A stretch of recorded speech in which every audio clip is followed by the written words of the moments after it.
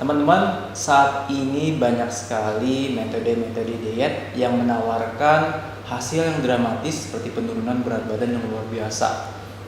Nah, sebenarnya aman nggak sih?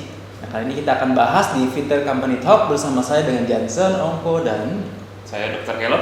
Nah, ngomong-ngomong, dokter, kan bukan viral lagi ya, luar biasa banyaknya orang-orang yang tertarik menjalani diet-diet yang bisa dibilang cukup ekstrim ini karena menjanjikan penurunan berat badan yang sangat cepat dan relatif singkat. Ya, bagaimana? Ada komen nggak sebelum saya mencela diet-diet seperti ini? Oke, hari ini siapa sih yang nggak mau instan ya coach ya? Iya. Semuanya mau cepat ya. Kalau bisa mudah, kenapa susah? Asik. Itu ya. Tapi permasalahannya tidak semua yang hal-hal yang biasanya malahan ya, hal yang instan ini kurang Too good baik. to be true. Iya. Biasanya hal yang baik ini memerlukan proses, perlu perjuangan biasanya. Semakin hal itu baik, semakin harus diperjuangkan. Biasanya sih seperti itu. Kasus ini saya rasa sih masuk hal itu. Ya, sebenarnya sudah belasan tahun di dunia persilatan kebugaran ini tetap aja muncul lagi yang sebenarnya kalau secara kandungan energinya itu di bawah 1000 kalori.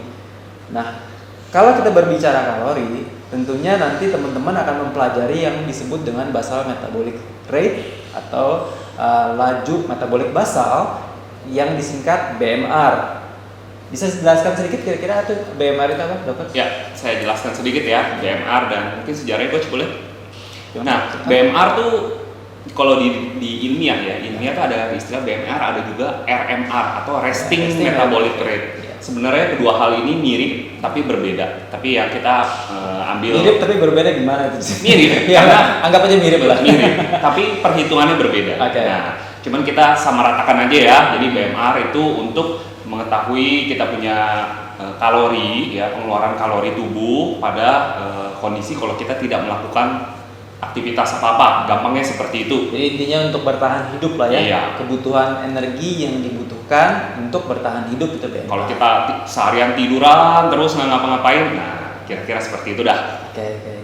Nah, kira-kira kalau misalnya seseorang, kan ya tentunya nggak semua orang tahu cara menghitung kalori. Tapi kalau misalnya konsumsi kalorinya kita nggak bicara makronutrisi ya, kita nggak bicara tentang komposisi dari makronutrisinya berapa persen, hanya dari energinya saja. Kalau di bawah kebutuhan, kan kebutuhan memang berbeda-beda ya, BMR, apa yang terjadi? Ya, kalau sudah di bawah BMR ya, BMR aja sebenarnya ini adalah kebutuhan minimal coach. Ya. Kalau lebih bawah dari itu tentu kalau cuma 1-2 hari nggak apa-apa. Tapi kalau dalam kondisi yang durasi lama, maka fungsi-fungsi tubuh terganggu. Fungsi-fungsi yang esensial terganggu. Terutama untuk remaja yang masa pertumbuhan. Yes, apalagi itu terutama. Karena saya pernah, bukan pernah lagi ya, di salah satu buku saya yang Fit Teens Diary, saya juga menjelaskan bahwa bahaya banget kalau misalnya malnutrisi, terutama kekurangan zat gizi maupun energi terhadap development dari internal organnya, dokter. Nah, kalau kita berbicara internal organ, kira-kira kalau seseorang konsumsinya sangat rendah kalori atau di bawah kebutuhan BMR-nya, apa yang terjadi dengan otak dan jantung, kemudian sistem pencernaan kita, dokter? Ya, semuanya lebih kalau sampai ujung-ujungnya bisa jadi shutdown ya. Oh, ya meninggal tubuhnya ya. Ya. Nah, tubuh tuh sebenarnya pintar. Jadi ketika kita kurang energi ya, seperti ini, dia akan memfokuskan ke hal-hal yang paling esensial. Apa sih hal paling esensial dalam tubuh kita? Jantung dan otak tentunya ya. Pernafasan. Ya. Nah, maka dari itu fungsi-fungsi organ yang lain yang tanda kutip non esensial menjadi kurang. Apa yang non esensial yang lain? Misalnya otot kita akan dikorbankan, otot kita semakin habis, atrofi, mengecil. Jadi sebenarnya energinya itu diambil dari sel-sel itu ya? Iya, ketika sel-sel lemak sudah habis kan makin lama makin kurus gitu ya. Kalau yang mau kurus-kurus malah lemaknya sampai habis, bukan hanya lemak ternyata otot pun habis. Nah, tapi harapannya kan dengan melakukan diet rendah kalori ini supaya bisa lemaknya digunakan sebagai energi. Nah, itu kira-kira gimana siasatnya supaya ya lebih banyak di lemak lah, bisa nggak kira-kira, dokter? Siasatnya sebenarnya jangan terlalu ekstrim. Cukup kurang aja dari kebutuhan total harian itu sudah bisa terbakar dari lemak, coach. Nah itu tadi berarti akan ada perhitungan yang cukup presisi nih dokter. Kira-kira Iya, ada nggak solusinya betul. nih? Kalau misalnya, aduh saya nggak mau ngitung deh gitu. Kira-kira ada nggak tipsnya? Nggak mau ngitung, paling gampang ya timbang berat badan. Timbang berat badan. Iya, yang Oke. secara rutin ya, timbang berat Nah badan. itu dia, karena dia timbang berat badan mungkin stres kali. Jadi takut berat ya? badan Oke. saya naik mulu ini. Makin naik. Ada.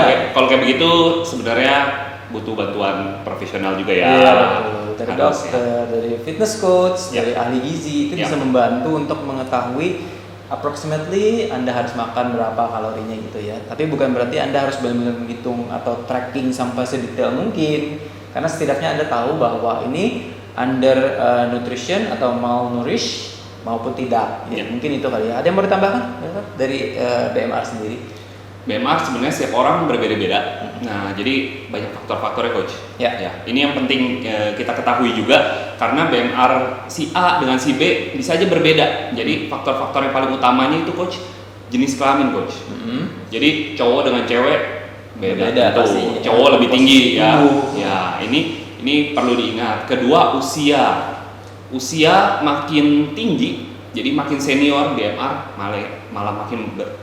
Ya, menurun ya. Nah, Karena ini masa perlu otot disiasati juga itu, betul. Kemudian setelah usia, jenis kelamin, kemudian komposisi tubuh. Komposisi tubuh termasuk dari tinggi dan berat badan. Kemudian komposisi tubuh yaitu banyaknya massa otot dalam tubuh. Ini juga akan mempengaruhi. Ya. Nah, yang berikutnya yang juga nggak kalah penting adalah status kesehatan kita. Status kesehatan ini dalam arti seseorang ini dalam kondisi ada Sehat sakit atau sakit, tertentu ya. nggak? Ya, karena ada kondisi-kondisi sakit tertentu yang malah meningkatkan BMR. Oke. Ya, tanda kutip Untuk mungkin bagi ini, penyembuhan ya. bagi orang-orang yang ingin menurunkan berat badan, wah saya sakit aja deh. Wah, gawat ya, Jangan jangan juga. sampai juga ya. Iya, iya. Tapi ada juga kondisi medis, kondisi sakit yang juga menurunkan BMR. Jadi ada dua kondisi ini. Ini perlu dikonsultasikan ke dokter Anda. Tapi kalau dari saya sih yang penting jangan sakit deh teman-teman. Sakit itu nanti kamu nggak bisa gerak, nggak bisa olahraga, nggak produktif. Jadi Ya. sebaiknya jangan memilih sakit aja deh. Jadi gampang misalnya muntaber gitu. Cepet banget turun berat badannya tapi Air terus. Iya betul sekali. Nah kalau dari saya sendiri sih sebagai penutup aja bahwa untuk tubuh menggunakan lebih banyak lemak itu tentunya harus diiringin dengan physical activity, terutama weight training ya untuk mempertahankan massa otot. Supaya kenapa? Jadi jangan lebih banyak atau banyak banget ototnya yang hilang justru. Karena kalau misalnya otot sudah mulai mengecil, tentunya nanti gampang banget naik berat badannya.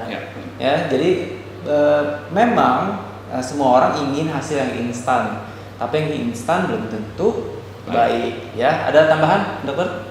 Sudah? Cukup Seperti ya? yang di awal saya katakan. Oke, itu aja dari saya. Next kita akan bahas masih berhubungan dengan BMR, tapi produktivitas, berhubungan dengan produktivitas. Ya, nggak ada lagi ya dokter? Oke, itu dia penjelasan tentang BMR dari kita. Terima kasih teman-teman, sampai jumpa di lain kesempatan.